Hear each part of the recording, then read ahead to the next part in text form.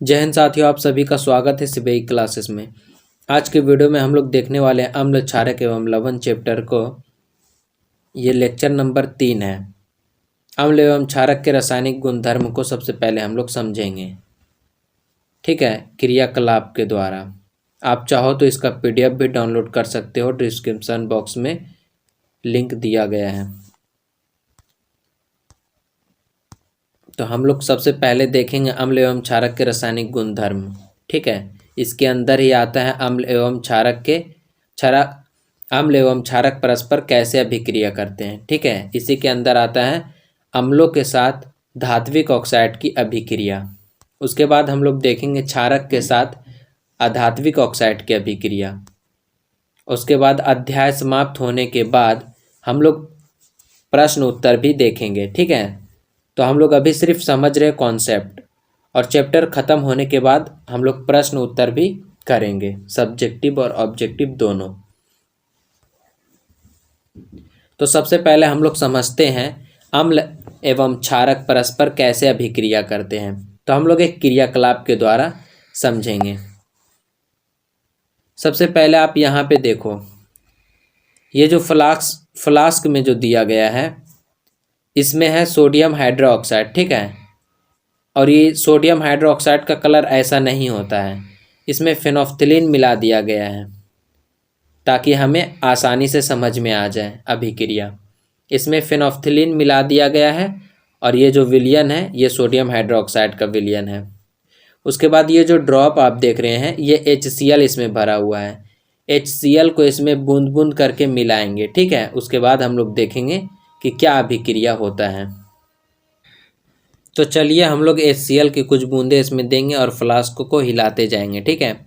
आप देखोगे कि फ्लास्क में जो विलयन है इसका रंग चेंज होते जाएगा। ये देखो पूरा चेंज हो गया है। तो ऐसा क्यों हुआ? अब हम लोग ऐसा क्यों हुआ जानने के लिए हम लोग इसमें फिर से सोडियम हाइड्रोक्साइड का ड्रॉप डालेंगे, ठीक है। उसके बाद आप देखना फिर से कलर वो आ जाएगा। ऐसा क्यों हुआ हम लोग लास्ट में देखेंगे। सबसे पहले हम लोग इसमें सोडियम हाइड्रोक्साइड का जो है वो विलयन दे रहे हैं फिर से। आप देखोगे कि फिर से कलर इसका चेंज होते जा रहा है जब हम लोग सोडियम हाइड्रोक्साइड का घोल दे रहे हैं इसके अंदर, तो ठीक है। तो ऐसा क्यों हुआ, सबसे पहले हम लोग ऐसा क्यों हुआ इसके बारे में जानते हैं, ठीक है। देखिए ऐसा रंग पूरा जो जैसे पहले रंग था वैसा ही हो गया, ठीक है। ऐसा क्यों हुआ तो आगे हम लोग जानते हैं। सबसे पहले हम लोग देखते हैं जब इसके अंदर सोडियम हाइड्रोक्साइड था, ठीक है, और जब इसे अम्ल दिया गया यानी सोडियम हाइड्रोक्साइड को अम्ल से अभिक्रिया कराया गया तो लवण और जल बना, ठीक है। लवण और जल बना।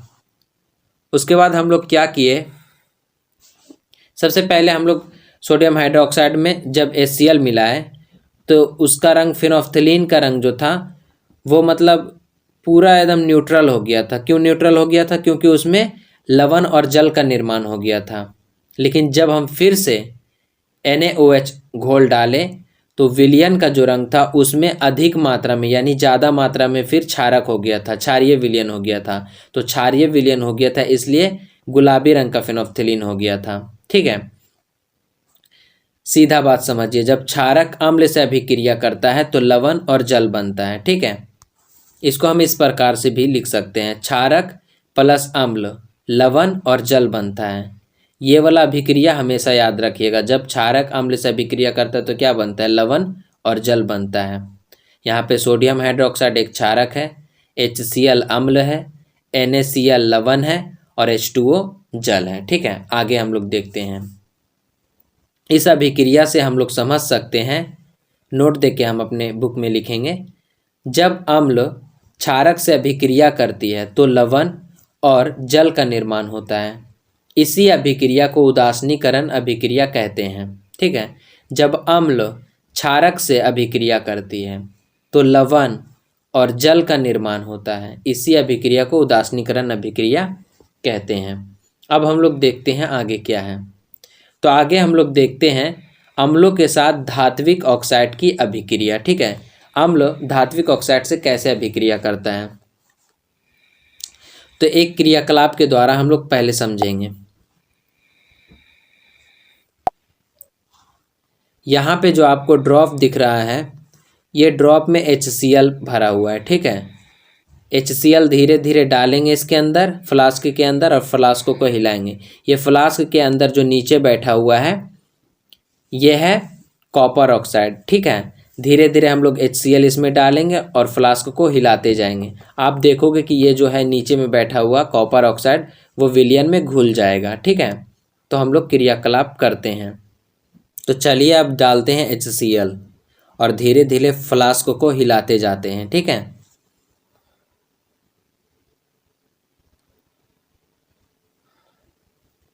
आप यहाँ नीचे ध्यान से देखना, ये घुल जाएगा इसके अंदर, विलयन के अंदर कॉपर ऑक्साइड।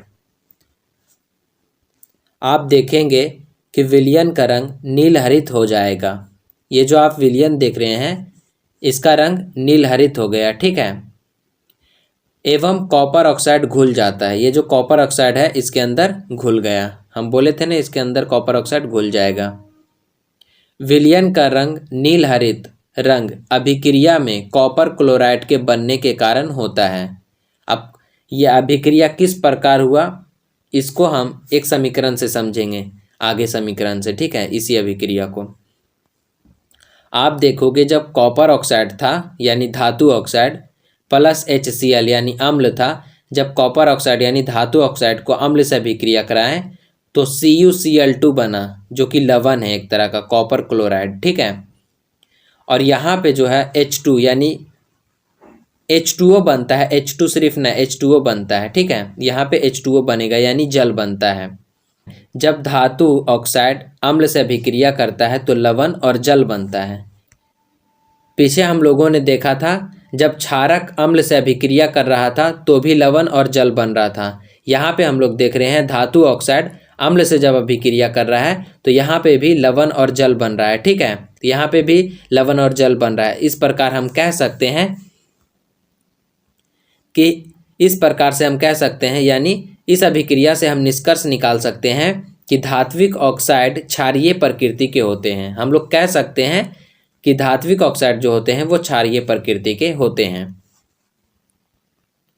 अब आगे हम लोग देखते हैं क्षारक के साथ अधात्विक ऑक्साइड की अभिक्रिया, ठीक है। जब क्षारक अधात्विक ऑक्साइड से अभिक्रिया करता है तो क्या होता है। सबसे पहले आप यहाँ पे देखो, ये जो है यहाँ पे HCl भरा हुआ है, यहाँ से HCl हम लोग इसमें डालेंगे, ठीक है। और ये जो है ये कैल्शियम हाइड्रोक्साइड का विलयन है, ठीक है, जिसे चूना पानी भी कहा जाता है। जब इसको इसमें मिलाएंगे, इसके अंदर जो है यहाँ पे सोडियम कार्बोनेट भरा हुआ है। जब HCl को सोडियम कार्बोनेट से अभिक्रिया कराएंगे तो CO2 गैस बनेगा, ठीक है।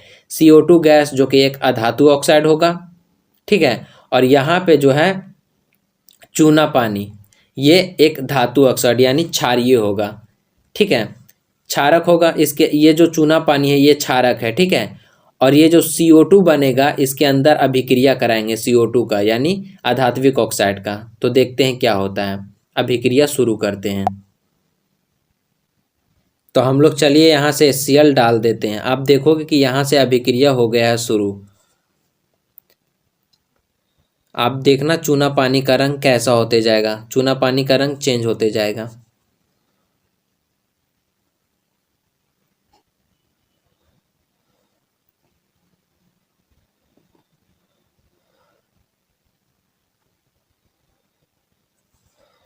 अब हम लोग इसके समीकरण को समझते हैं, ठीक है। ये अभिक्रिया तो आपने देख लिया, अब इसके समीकरण को हम लोग समझते हैं।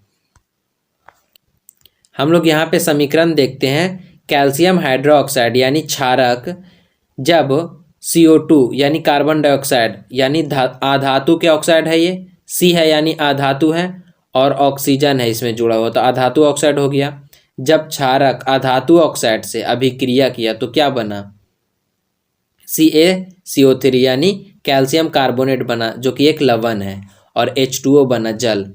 पीछे भी हम लोगों ने देखा था जब क्षारक और अम्ल अभिक्रिया कर रहा था तो भी लवण और जल बन रहा था। यहाँ पे भी हम लोग देख रहे हैं जब क्षारक अधातु ऑक्साइड से अभिक्रिया कर रहा है तो लवण और जल बन रहा था।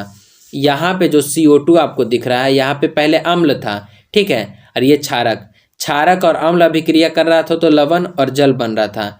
यहाँ पे अम्ल के जगह पे हम लोग अधातु ऑक्साइड बैठा दिए, ठीक है, अधातु ऑक्साइड से अभिक्रिया कराएं तो भी हम लोग देख रहे हैं कि लवण और जल ही बन रहा है। तो हम कह सकते हैं कि अम्ल के जगह पर जब ये अधात्विक ऑक्साइड को हम लोग रखे हैं तो भी वही चीज़ प्राप्त हुआ है। तो यानी ये अधात्विक ऑक्साइड और अम्ल के साथ कुछ ना कुछ तो संबंध है। तो इस प्रकार से हम कह सकते हैं कि अधात्विक ऑक्साइड अम्लीय प्रकृति के होते हैं, ठीक है, क्योंकि जब अम्ल के जगह पे हम लोग अधात्विक ऑक्साइड को रखे तो भी लवण और जल ही प्राप्त हुआ, ठीक है। पीछे हम लोग देखे थे क्षारक और अम्ल से अभिक्रिया कराए थे तो लवण और जल बन रहा था। यहाँ पे हम लोग क्षारक और अधात्विक ऑक्साइड से भी अभिक्रिया करा रहे हैं तो लवण और जल ही बन रहा है। अतः हम कह सकते हैं कि अधात्विक ऑक्साइड अम्लीय प्रकृति के होते हैं। कल के वीडियो में हम लोग देखेंगे सभी अम्लों और क्षारकों में क्या समानताएं हैं। आज के वीडियो यहीं तक रहने देते हैं, ठीक है।